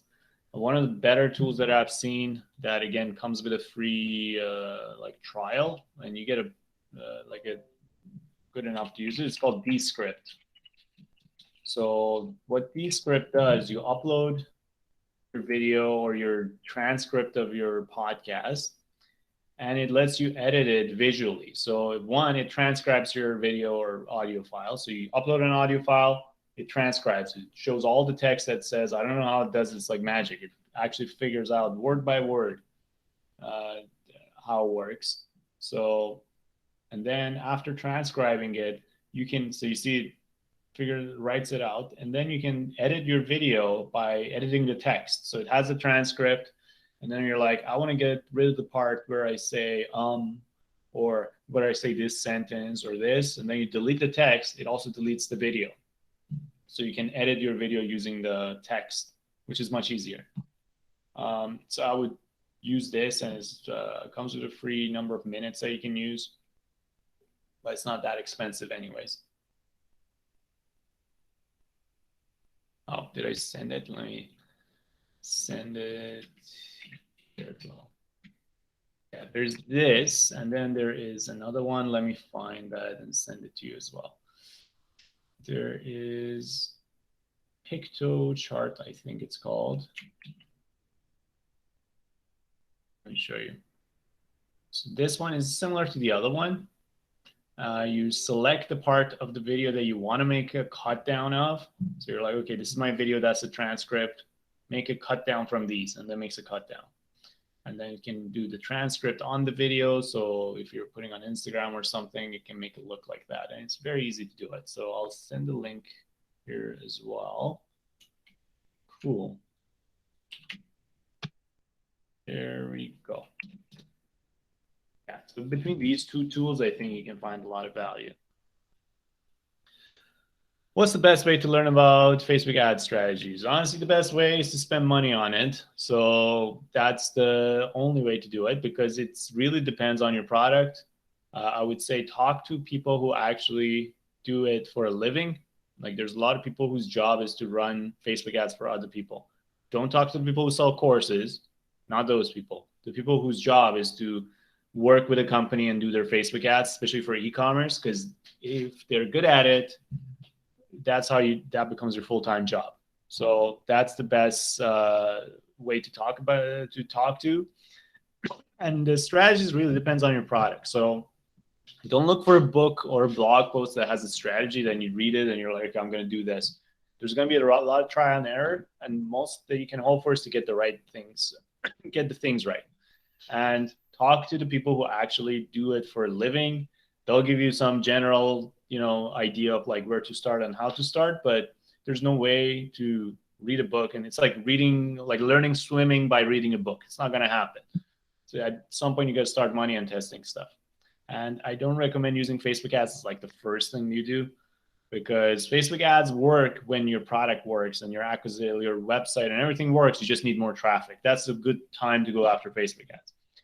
But if you want to if you haven't even tested, like, hey, would people buy this product? Does the pricing make sense? Does my website work? Like you haven't solidified those assumptions. Like if you don't already have a lot of customers or good number of customers to validate your business idea, don't go with Facebook ads. Facebook ads just brings more fuel to the fire. Or maybe you can just want to do a quick test. Sure, go and do it. But don't look at Facebook ads as your first traffic strategy unless you have a really good grasp of it. Yeah. Any more questions?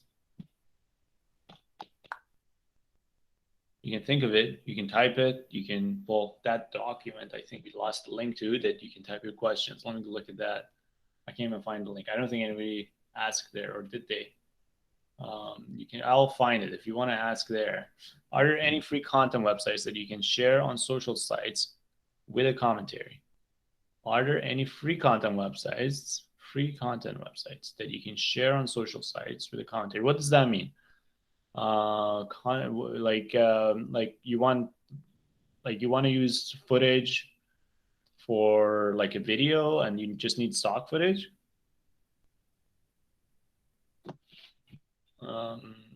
I don't understand that question, but if you clarify it a bit of like what you want to do with it, maybe I can come up with something.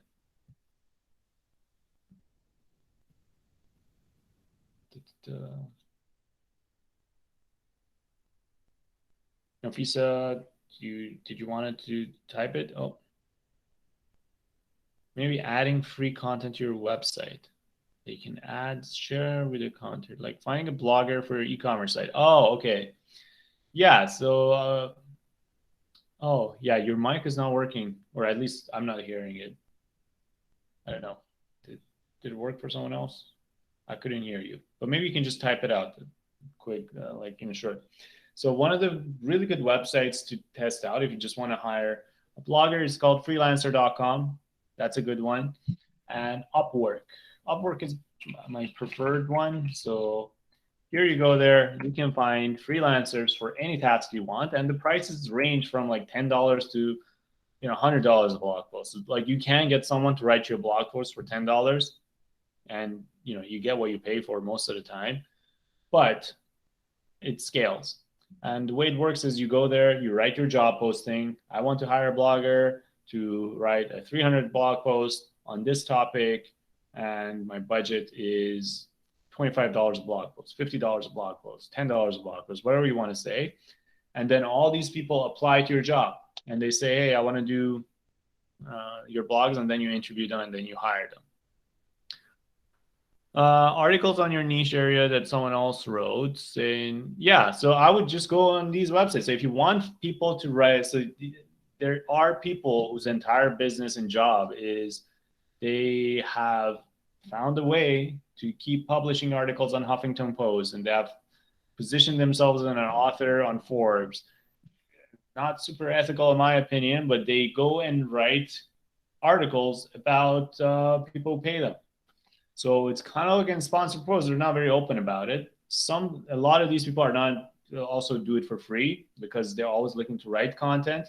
So the best way to get it is to go and find for go on Huffington Post, go on all the websites that you think are relevant to you, search for keywords that are related to you, and see what comes up. Who wrote that article? Find their email them, or Twitter, find them on Twitter. If they're an author, trust me, they have a Twitter account. And then message them and say, hey, I read this article you wrote. This is my business. Let me know if you are interested in writing. And you'll be surprised how many of them actually answer.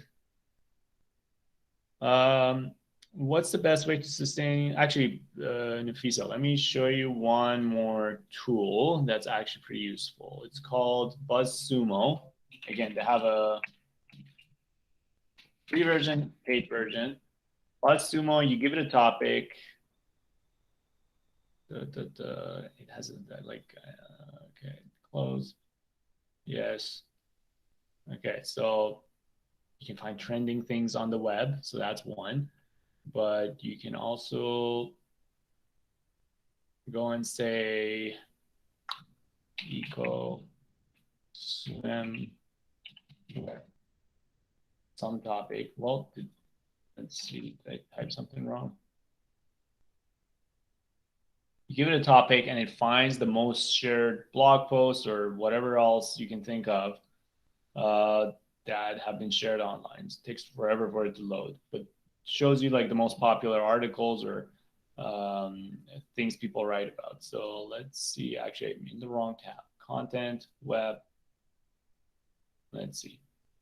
So it shows you how many Facebook posts this post has had.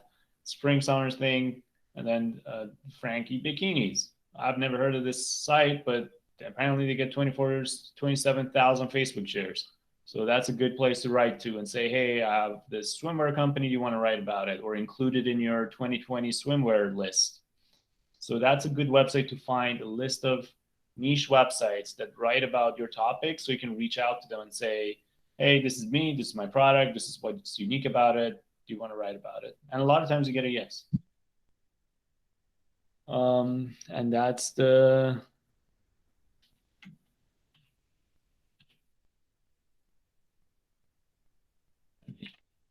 website I just showed, by the way.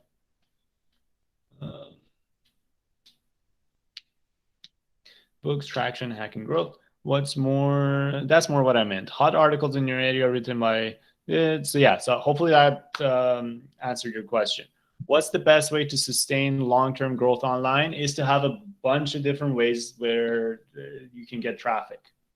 As you grow, like initially, I would say try to find one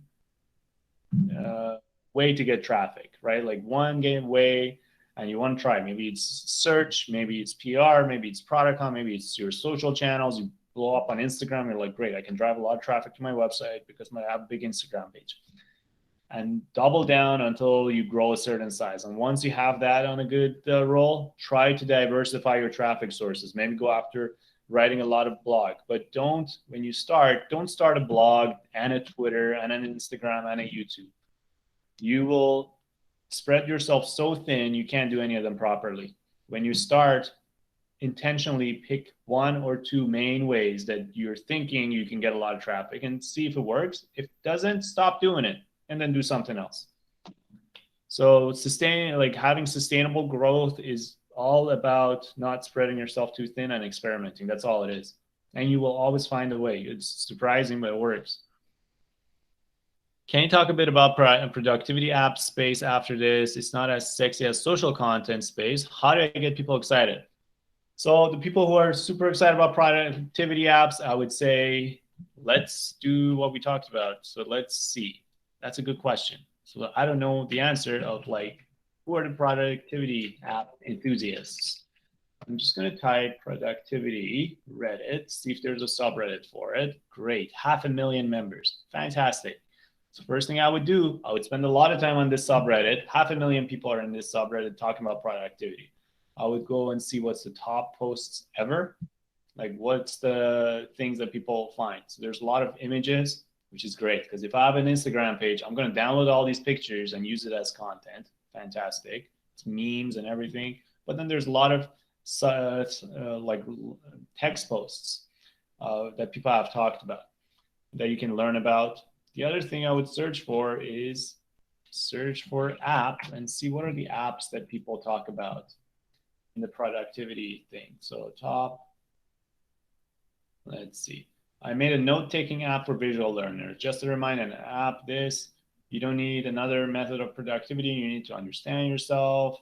My dream to-do app. So there's a lot of people who are doing, like someone did a mock-up for productivity app, which is great because that's a good place to start market research. But the other part is if I want to make a product, first thing I would do is I would come to this subreddit and say, hey, I'm making an app. What are your frustrations with current apps that you have? Or maybe even go on the App Store and read the reviews for the top productivity apps and see what's their problem. But if I want to promote my app, this is a good place to start because there's 500,000 people here. The other place I would go is subreddit, and that's the other tool I shared, subreddit algebra. You put that name of the subreddit that we found, which is called productivity, and you're like, okay, what other, and when you don't put anything in the other field, it just shows you the other subreddits they're into. So you're like, okay, if people were into productivity, what other things are they into? It takes forever for it to load, but self-improvement, getting discipline, deciding to be better, user experience, which is weird, but take a note of that. User experience is like designers.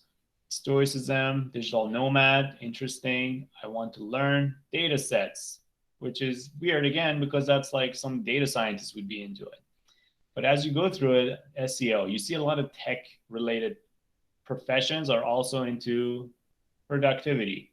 So that's a huge insight because then you're like, okay, my core audience is people who are into tech because people who are also subscribed to user experience subreddit and data sets and all these things are subscribed to it. And one of the biggest places for these audiences is product content, Twitter. So if you want to pick 2 ways to drive traffic and build hype, those are the 2 main places or 3 main places, Reddit, product on Twitter, to go and find these people. Cool. Thank you, Calvin, for helping everyone with their questions. How about a mailing list? How important it is and how to build it? It's very important. I would use MailChimp. It's the most straightforward tool there is. And you got to drive traffic to your website or landing page where you have that thing and give people a reason to sign up. So figure out why would people sign up for your mailing list? Is it educational? Are they waiting for something? Is it a competition? So you can find out with different ways or schemes to get people's email. I wouldn't call it schemes because you want to be a nice person. You don't want to spam people. But yeah, cool. I don't know. Thank you. But yeah, cool. Any more questions?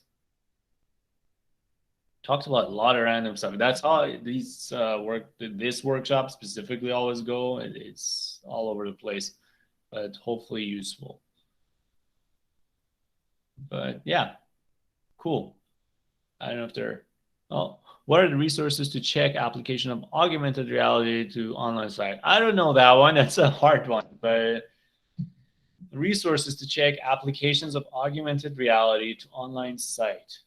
Again, I would go to Reddit and see, because if it's a good, like all these novel things that are new, if there is a good application of it, usually it gets posted on Reddit.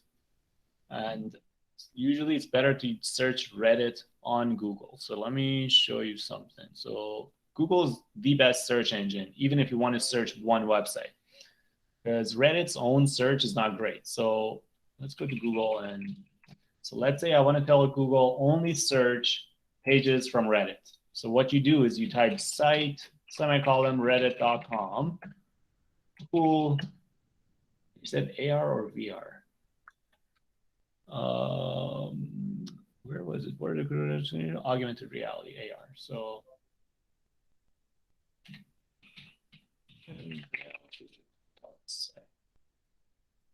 I just typed that, and then there's a big subreddit for it. Looking for free app to use AR for the web. How do you get this? There you go, and you just look for it, and there's a bunch of people who are posting stuff. Paint AR. So that's one website that you just find that way. So Reddit is great, but to search for it, you gotta go through Google, which is much easier. So just type site reddit.com, semicolon. So if you search like this, it will only search Reddit. And then let me fix my spelling mistakes so it's not as embarrassing when I share it. This is what I searched for. Okay, so let's see. Augmented reality, shoot. And then you can even do images. So you can see what people's, like, what are the images people are searching for. So this is pretty cool. They're like Gucci. So someone, Gucci want to buy a large augmented reality shoe app. Great. So that's one example. And then you can, shoes apparently are like the biggest thing. So you just keep trying different things and see what works. Virtual tee, augmented reality t-shirt. And then there's this thing that comes up that's probably cool. Let's see. Yeah, virtual tee. So that's the other thing that came up. But yeah, if you search Reddit, you always find stuff, which is mind-blowing. Here's the other Kickstarter that popped up. Yeah, cool. Any more questions? When to use 3PL, when to use Amazon as a sales platform. So let me do something real quick because my speaker's Bluetooth and it's dying. So if you guys talk, I won't be able to hear you. So let me plug in my headphones so I can continue talking to you. But that's a good question. When to use 3PL or use Amazon? So for those of you who don't know, 3PL is, so if you have a product and you want to sell it, you can go about it a bunch of ways. You can send your products to Amazon and they put it in their warehouses and they ship it out when you sell it on Amazon. Or you can hire companies that they take care of everything. They house your products, some of them even label it, package it, ship it, all of that. But if you're starting small, you cannot do the 3PL thing because 3PL companies, you need a minimum quantity, you need to ship a large number of them, and you need to be like shipping your stuff quite frequently. So if you're starting small, I would say use Amazon. Shopify also has a shipping solution that's really good for smaller companies. Amazon FBA, fulfilled by Amazon, is a pretty good solution. Amazon sells your thing. Downside is they put it in an Amazon box instead of your brand. They also collect a lot of data that a lot of people say they end up using it for themselves to produce some products and sell it, like Amazon brands.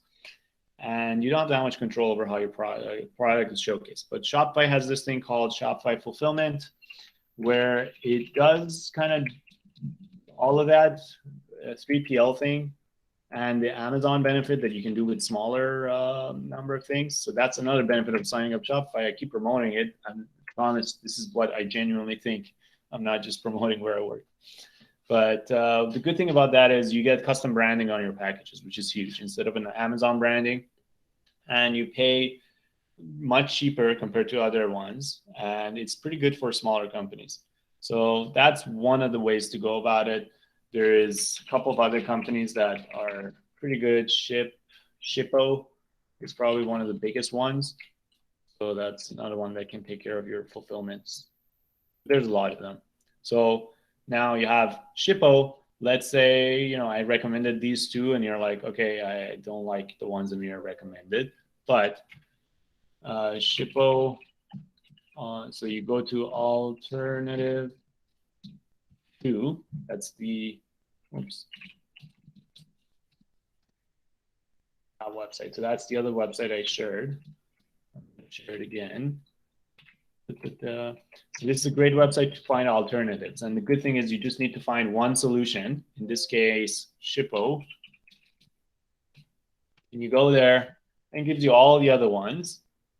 And you can see how many ratings they have and how much they cost and what people say about them. So yeah. Actually, this is not that one, but there's a bunch of other ones. Cool. But yeah, if you're just starting, I wouldn't bother with 3PL.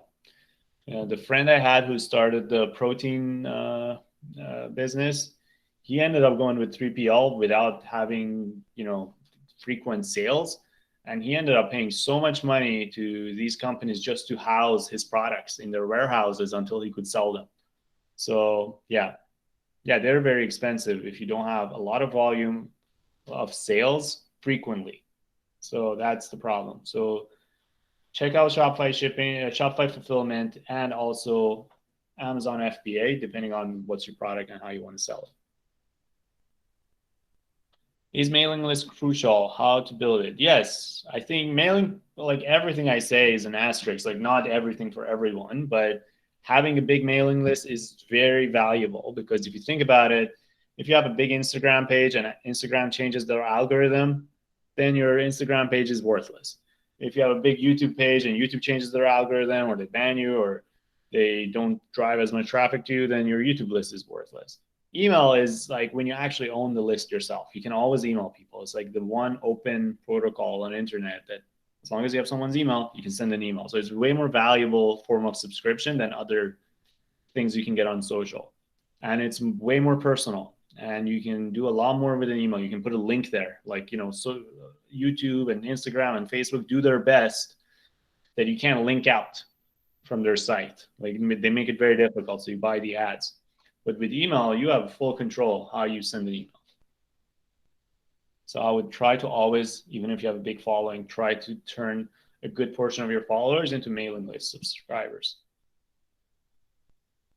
So what's the right process to start with email marketing? So if you go through email marketing service providers like MailChimp or there's Moonmail, there's a bunch of them, they take care of that part. So they add that agreement box to people who are signing up. So when someone's signing up for your email list, they make sure they confirm that it is okay for you to send them marketing emails. So MailChimp, let me send that to. MailChimp is like, pretty easy to set up. And it's, I think, free for the most part until you get big. And yeah. And here's the alternative page, which you can find more alternatives. I got a brand name for a product, but don't know if someone has it. Thoughts? Yes, you can go to USPTO. It's like a United States patent search, and you search there, and you see if someone has a patent, like a trademark on it or not. That's the official place to look for it. Email marketing is permission. Yeah, we answered that. How often do you recommend sending a newsletter? Well, I've started weekly, like depending on what it is, like what your newsletter is and how engaged your subscribers are with it. Like it's the same thing as like how often do you want to upload a YouTube video? Is this something that if you upload every day, people are going to watch it? Then do it every day. Can you do it every day? I think a lot of times it comes down to quality versus quantity. Like at what point you just putting stuff out because you want to do it every day, right? Like, so that's like a start from one a week. You can't go wrong with that. And then C1, can you do more without spreading yourself too thin? And is there a point to doing it more often? Do you get more out of it and people are into it? Then maybe you can do it more often. But always try to underestimate your ability to stay consistent. Consistency is the most important part. If you can do it one a month and do it every month, do that. But if you start doing it from one every week and you can't keep up, don't do it. Do one every 2 weeks. How long after selling should you worry about this? I think, you should start worrying about trademark, The moment you have to start worrying about taxes, which in Canada, I think now it's like 40,000 or something like that. I'm not a lawyer, but it's around that much. Once you start selling, then you have to pay taxes, file corporate taxes and all that. And that's a good time to start incorporating your business and treating it as like a serious business. Other than that, it's just a hobby. How to check if logo image is existing with someone. Okay, so if you have a logo and you want to check if someone else is using it, very good point. So if you're using Chrome, there's a very good tool. So let's go and find cool logo. Let's say here, let's say this is our, you know what? Let's do this. Free logo, because I'm sure someone has used it. Free logo template. So let's say we find this logo. You're like, this is a great logo. Has someone used it? You right click on it and you say search Google for image. And then it searches all the websites that have this image on it. And it finds them and they're like, oh, there's someone else who's using this here. So then you're like, oh, someone else is using it. So that's one way to doing it. Another good tool is Yandex reverse search. It's like a Russian version of Google. They have a better reverse image search for some reason. So what you do here, you just upload your image. You click here and you upload an image, like here. And it searches the internet to see if someone else has got to use it. Yeah, that's all it is. Okay, Calvin, thank you for coming and helping everyone. Yeah, so that's the other part of it. I think we answered that. Cool. Would you share a list of tools after the session? Yes, I will. I think I added I made a block here. So let me share that. You mentioned that we could use Reddit memes and content for our own online social media. How do we credit the creator for that, or have people on Reddit also taking the content from it also? Yeah, Reddit is kind of like, you can always say the username of the person who posted it on Reddit, and that would be good enough in my opinion. And sometimes like it's a meme, doesn't really have an owner.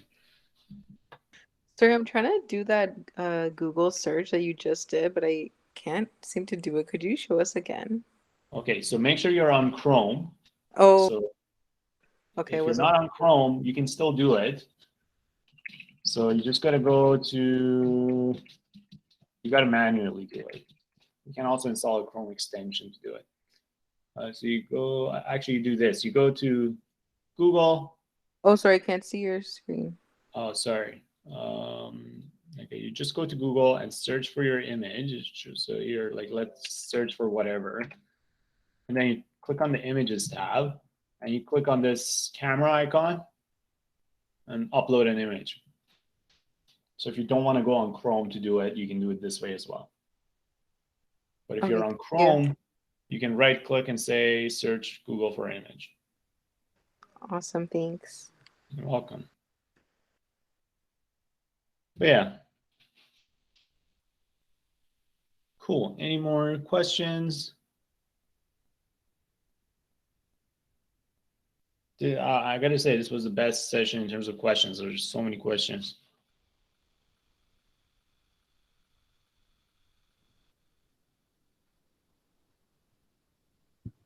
Cool. Well, if that's all, I'd say, thank you so much for coming. We appreciate you. This has been fantastic, everybody. Thanks for making this question thing work really easily, actually. That was really great. Everyone, keep an eye out. I'm going to send a brief email to everyone for our survey for tonight. So if you could just fill it out, it'll take you literally like 30 seconds to get done. Amir, I appreciate you, my friend. Thank you for joining, and everyone have a great day. Thank you everyone for coming. All right. You can